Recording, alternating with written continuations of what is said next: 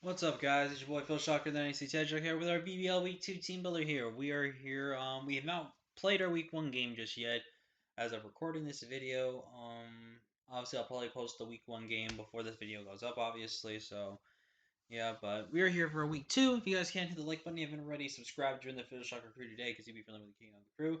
We take on the Sunny Shore Bronzongs. I did not look at the coach's name, and I apologize to the coach right there. But this is a very scary matchup, and it's very terrifying because it's Trick Room. It's Trick Room, man. I didn't want to face this. This team has a few pieces outside of Trick Room that works, but primarily speaking, this is a Trick Room team, and I'm not looking forward to it. It's very annoying, but it is what it is. So, looking at my opponent's team, he has got Stack Attacka.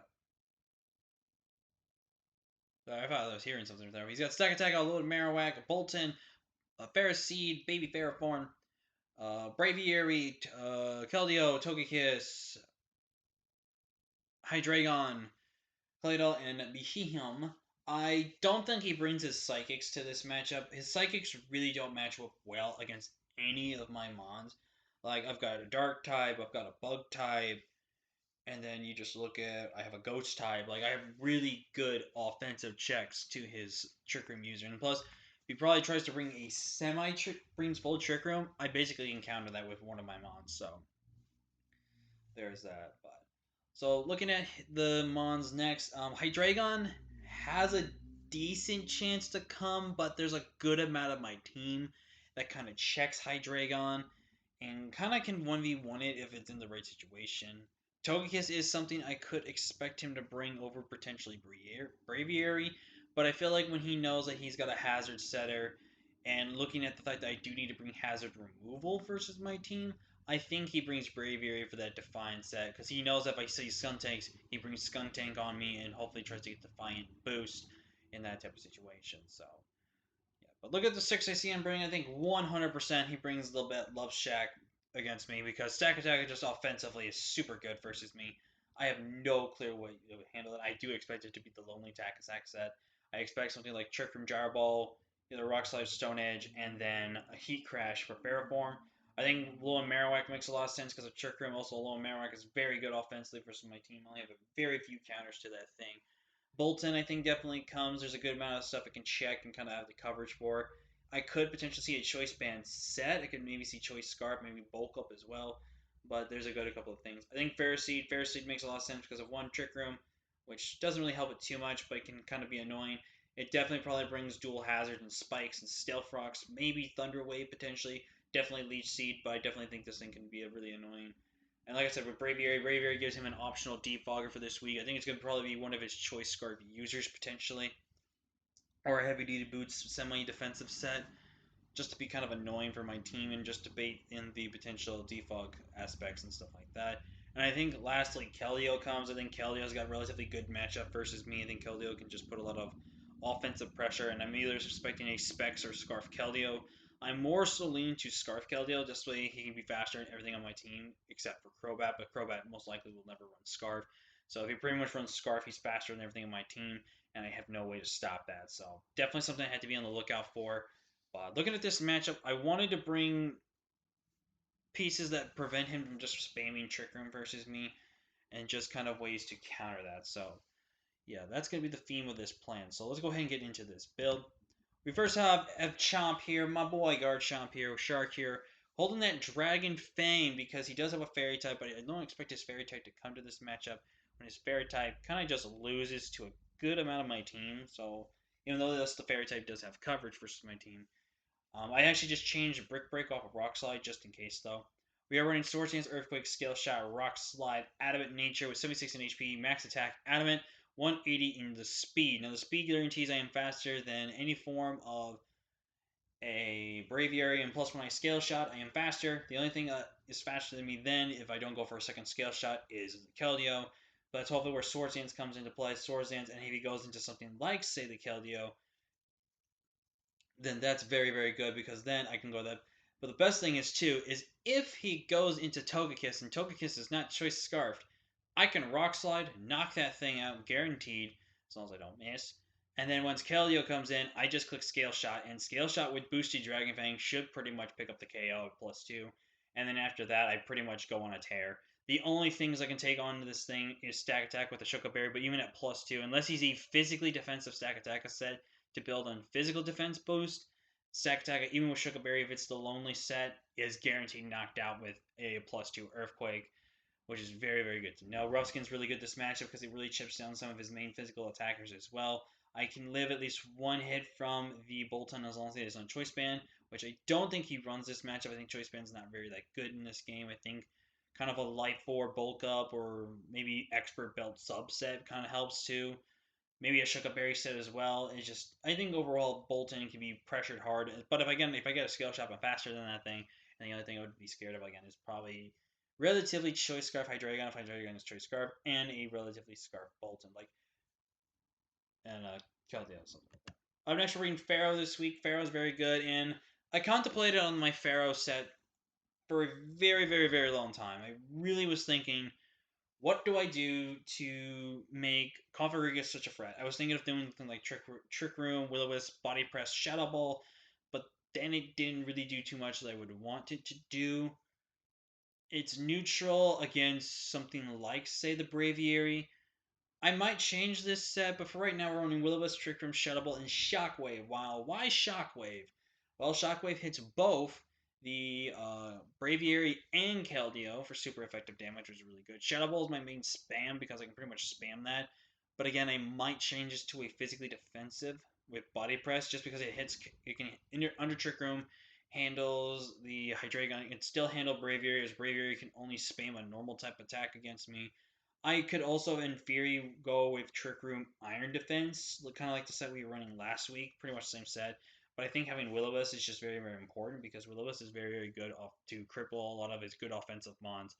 And even if it baits in the Marowak is very much pressured to either run Lightning Rod this game, Flash Fire, if it gets Flash Fire, and Rockhead. Where, in my opinion, I feel like if you're bringing Trick Room against me, Rockhead makes the most sense.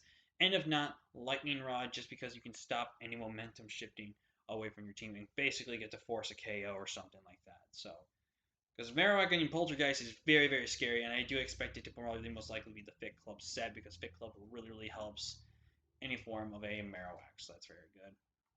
We are running max HP, 116 defense, 16 the modest nature, 18 speed up. Like I said, we could very well change this set, but basically this gives me a bit of an offensive and defensive prowess with my Cofagrigus, which is very, very good. I'm next reading Fire DK this week with Pasho Berry, Bulk Up, Fire Punch, Zen Headbutt, and Earthquake. I might change Bulk Up to sub 3 attacks. I don't know just yet, but I like this set because, for one, it allows me to bulk up in front of a good amount of things on his team, like Ferroseed, unless he's got knockoff or bulk or something like that. And then basic what this does, it invites Keldeo. And once I'm +1, Keldeo is going to drop straight up to a Zen Headbutt. And then what's good about this is unless he goes for the Hydro Pump, I should live one Specs hit from Keldeo as long as it's not Hydro Pump. I think if it's Hydro Pump, I will not live it guaranteed, even if I take a small bit of chip. So that's going to be very much important to know from right there. I was almost kind of torn to bring kind of like a heavy duty boots kind of set as well, but I don't think it's really as mounts. But we're running 96 HP, max attack, 24 Spadef with the 136 speed again, making sure we are faster than that Braviary, just so I can be offensive and again to see if he's going to be Choice Scarf or anything like that. And don't get me wrong, going for Fire Punches are not really that bad this matchup. I could have I think I almost want to run Choice Band in a way, just because Choice Band hits so much of my opponent's team, and I can just kind of safely click Earthquake against most of the things. And actually, now thinking about that, that does make a lot of sense. An Earthquake, probably depending on the role, can 2 KO if not guaranteed knockout the Keldeo, so that's going to be something I could very much do it. And plus, if I weaken down Keldeo to a certain point of degree, I can actually run Fire Punch. Yeah, I might change that set. So we might change a few sets, but probably not the EV spread, maybe. We'll maybe add this to this for bulk, but you know. Up next, a mod that has a very, very strong matchup, and it's it's very risky because Ferroseed actually walls this set, but I think I can handle Ferroseed with some of the other point mons I have. Like I can try to stop and everything like that. But we're running Sub Protect Toxic Liquidation. Yes, Sub Toxic set. I do understand that's stupid, but it's kind of a set that actually puts in the work that I needed to do for specific situations, like toxicing down things like Bolton, toxicing down like the some of the other mons as well. just to be able to stop it and weaken it down is really good. Liquidation spam is so free this game. I am about tempted to run Leech Life maybe over Toxic.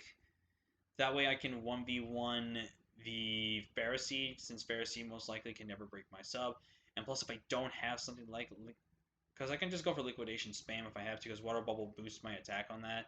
But having leech life could be probably good, and it can kind of stop a few things from doing much damage. I was also kind of tempted to put lunge on this set, because lunge actually kind of helps in a way of reducing attack offensive stats, which is really good as well. This also gives me a really good decent mod in Trick Room as well, but the thing with this Trick Room set that is could be very detrimental is if he is a 0 speed invested, although Marowak, it will outspeed me, whereas if it's not 0 speed, if it is 0 speed and it's like a minus speed nature, it's going to still guarantee outspeed me even if I was no speed. But I decided to have some speed on just in case if it's a 1v1 situation where Trick Room's not up, I have speed where I'm faster than Marowak under Trick Room, outside of Trick Room, which is very important, but I think Sub Protect Liquidation is really good because it stalls out Trick Room turns and actually just chips on his team. I might change this to Leech Life. So we have next is I'm pretty chill. My Rotom Frost here. Rotom Frost actually has a relatively good matchup. There's a few things Rotom does not like to deal with, but there's a lot of things that Rotom can handle with. We are running Will-O-Wisp, Nasty Plot, Hex, and Volt Switch. Volt Switch for pivoting, which is very important in this matchup. Blizzard didn't really seem that important to me in this matchup, where Volt Switch just hits the two things I really need to hit. And also Hex pretty much does the damage I need. With Nasty Plot up, we basically can just do a lot of work. I might change Nasty Plot out for Blizzard for a safety precaution. I also just might change it out for maybe something like Toxic or maybe something like a Reflect, just to have a potential screen use and everything like that, just to blow away some of the hazards and force him to have to either blow away with that with something on his team and then get rid of his potential hazards on his side of the field as well. But I also felt like Hex is very, very good because it actually helps me beat the Pharisee 1v1, helps me beat the Stack Attack at 1v1. We are running heavy duty boots to ignore Stealth Rocks, as I am expecting potentially Stealth Rocks to come this game. And that type of situation. We are running enough speed to outspeed the Braviary, Rest and Special Attack, and the max in HP for that type of situations. And we have next is Pepelepio by Skuntank, rocking the Rocky Helmet. Again, I feel like Rocky Helmet is kind of good this matchup, as if you really look at his team, the only things that can hit me specially, if picked to be special, is Hydreigon, Togekiss, and Keldeo. Everything else on his team besides the Claydol and the Behemoth is they're not going to be coming, is Stack Attack all the way to Pharisee. Those Mons basically can hit me. Those three Mons I listed are the only special Mons. If you really think of his team, Skuntank can beat Hydreigon 1v1 with this set. Skuntank beats any form of Togekiss because he's going to be fearing I have the Poison type move, which JK, I'm not even bringing a Poison type move. Because I just don't think that the Poison move was not very necessary. Flamethrower is there just to check the Pharisee because Pharisee's a little annoying. Even with the minus special attack nature and Impish, we still do guarantee 2 KO, 0 Spadef invested. Pharisee if it's a physically defensive set, not especially defensive set. Especially defensive, it's going to be probably maybe close to a 2 KO. If not, it's going to be outside the range of a 2 KO. But over for the set, we were in Flamethrower, Defog, and Play Rough and Foul Play. Foul Play just hits a lot of good things on his team that I really want to. I do need to be careful of spamming Foul Play, and do need to make sure I hit my Play Roughs if I need to go for the Play Rough. Defog is there just to remove hazards if I really need to get rid of those. And running the investment, we're 112 in HP, 112 in attack, 32 Spadef, and max defense, Impish nature, running the Aftermath. So even if I get some stuff chipped down, if Aftermath is just enough range, we can go ahead and knock out anything else that is chipped very much down. This thing is very, very good. He has to be very weary of Sucker Punch if I bring this thing in and I can bait it in. He has to be very careful of that because if this thing's against Low and Marowak, if he thinks I don't have the Sucker Punch and he goes for an attack and I go for Sucker Punch and knocks him out, he's very much in trouble. So he does have to be very careful. We are running Foul Play over Sucker Punch just for that reason because Foul Play hits a lot harder on a good amount of his team. And I'm not running any speed, outspeed, the Braviaries we've seen with the past couple of Mons. It's just because I felt like the more important role of Skuntank is to be physically defensive versus especially defensive because most of his team is going to be physical. This might be my lead just because of the fact that depending on what physical threats I see on his team, I might just want to leave this.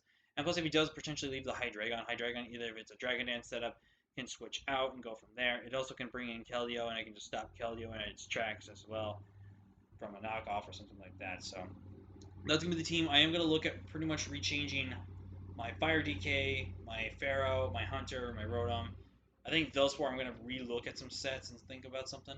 But other than that, that's been it for the Teambuilder guys. Leave a like, comment down below if you haven't already. Subscribe during the first record crew today because you'll be feeling with the king of the crew. Until next time, guys, I'll see you guys next time. Peace.